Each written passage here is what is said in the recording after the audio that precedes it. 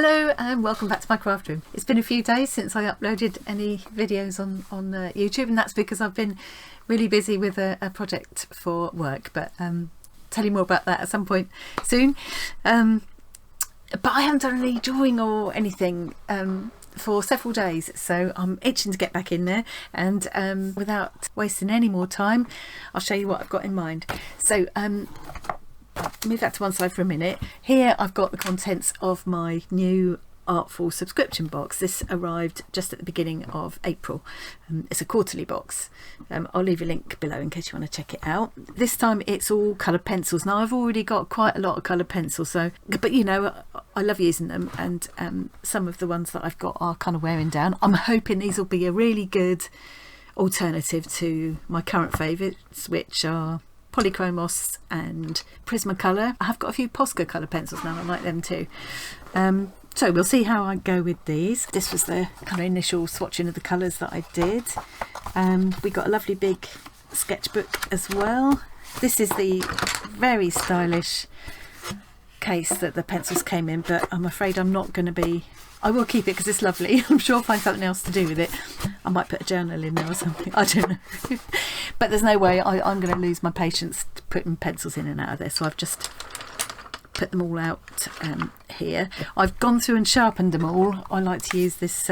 We did get a sharpener in the kit, which is a nice little smart sharpener. A nice one if I was going out and about. I'd definitely take that with me. We also got a rubber and a very smart black metal ruler, and 3 different sketching pencils, 6H, 6B and an HB, so I should be using those. But to quickly sharpen them all, I use my battery operated sharpener. This is a helical one. I've had this for ages now, years and years. You can just about see it in there. So the sharpening blade is a helix shape, so it's called a helical. And I think these are so lovely. They do such a good job. They're so reliable. Yeah, it was a bit of a considered purchase at the time, but it's just lasted for years and years. It's really sturdy. Because they all came with this kind of sharpened, but with a kind of flat top, and I like a nice point. So some of them aren't pointy enough yet, but I can quickly sharpen them up as I go along. Oh, we also got a rubber. Did I show that? So it's all ruler, rubber and sharpener, and the pencils all in this nice, smart black look. Oh, you can't see because I've put my face in the way you go. And that's the, yeah. Nice range of colours. We also got a little pack of cards in there, but I don't need those at the moment. I'll keep the swatch out. Lovely big sketchbooks. There's lots of space in there. How many sheets have I got? 40. I think that'll be enough. And we've got a really good, the book that comes with it is amazing. Lots and lots of tips and ideas and techniques in there. But I don't need those today, so I'm going to put that out of the way.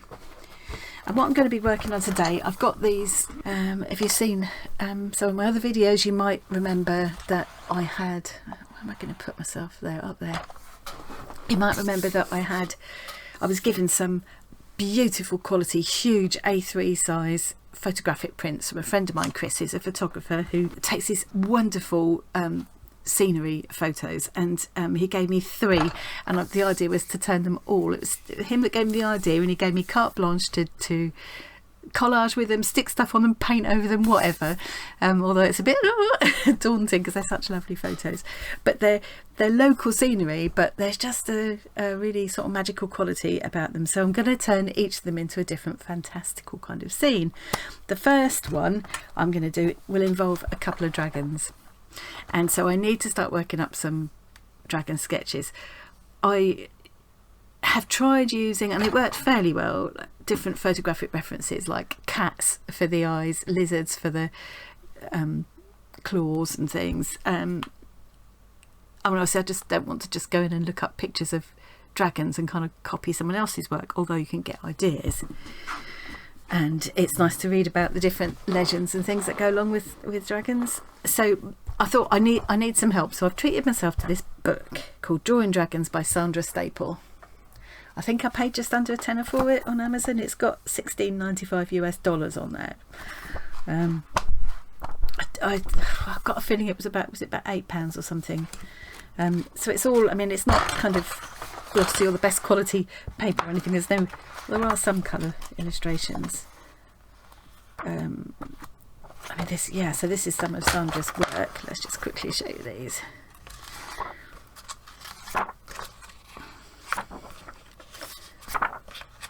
Lovely, and she does the different kind of styles. She talks about different styles of dragons and different moves of dragons. Yeah, the rest of it's quite sort of simple black and white illustrations, but I thought it just seems to do a really good job of taking you through step by step.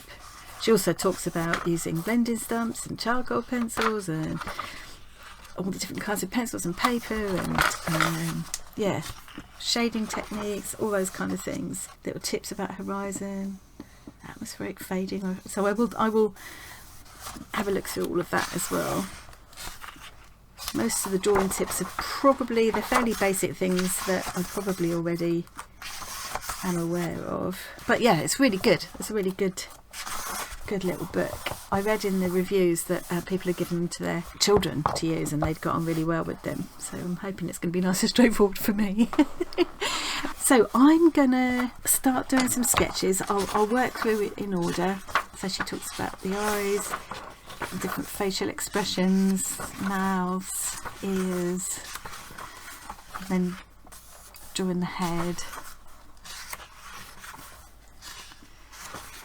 Drawing the head from the front, and the basic dragon form. I imagine for my picture, I want there to be like a nest in the foreground.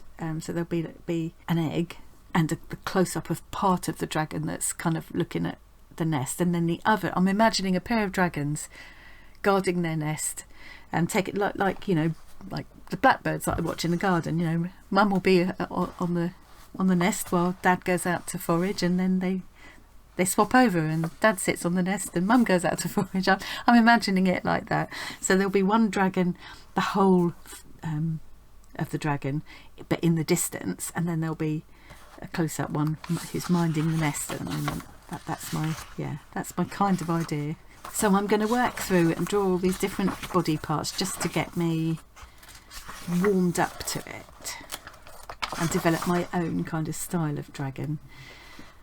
She talks about the ones that are cute and friendly, and the ones that are kind of fierce and angry, and the Chinese style dragons, and it's interesting that there are dragon stories in lots of different cultures, and they vary a lot, but also they always have some things in common. Makes you wonder where it ever came from in the first place. Ridges and spines. Yeah, so I'm going to start working through some of this, just drawing some of the parts and things, and perhaps experimenting with some body shapes. And I'm just going to film it and speed this through and play some music. It'll probably be quite long. So I might split it up a bit. And yeah, I hope you enjoy watching.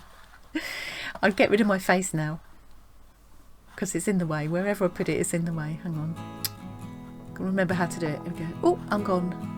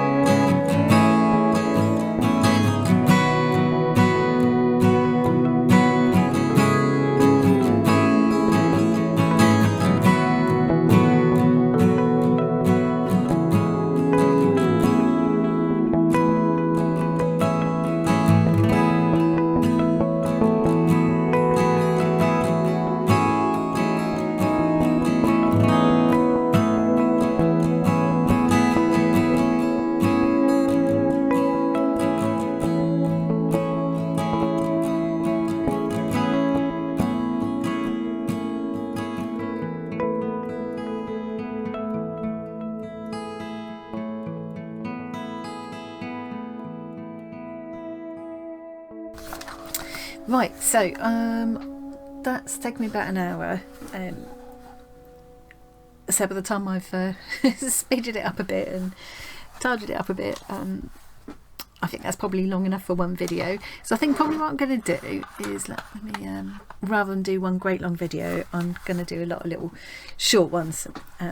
So I've started off with the eyes, and then I'll do another one with facial expressions. I'll just work my way through the book and start working up my sketches and do a series of little short videos. I learned quite a lot from this. Certainly it's worth doing the sketches first, just in pencil, just to decide where I want my highlights to be. And definitely already I'm feeling like I'm starting to do my own thing with the shape of the eyes, like here and here.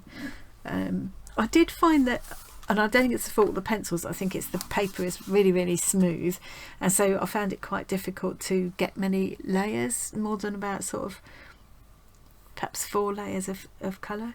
I also found, disturbingly, I've about 6 of the pencils, the lead's broken. I don't think that's to do with me sharpening it, because I use the sharpener all the time on the Polychromos and the Prismacolor. Polychromos, Prismacolor and the Posca colour pencils. I use that all the time. It's not been a problem. So I don't know if maybe these got like thrown about a bit in transit or something. We'll see. We'll see how it goes on. If they keep breaking like that, it's going to really annoy me. You know, it's quite wasteful. I'm just wondering if I can actually, I probably can. I could probably use this. Now I tried using the white, not so much to add white as to kind of use it as a blender almost, to blend the two colours together. So in much the same way as I use the blending stumps with the graphite, I use the white pencil to blend colours.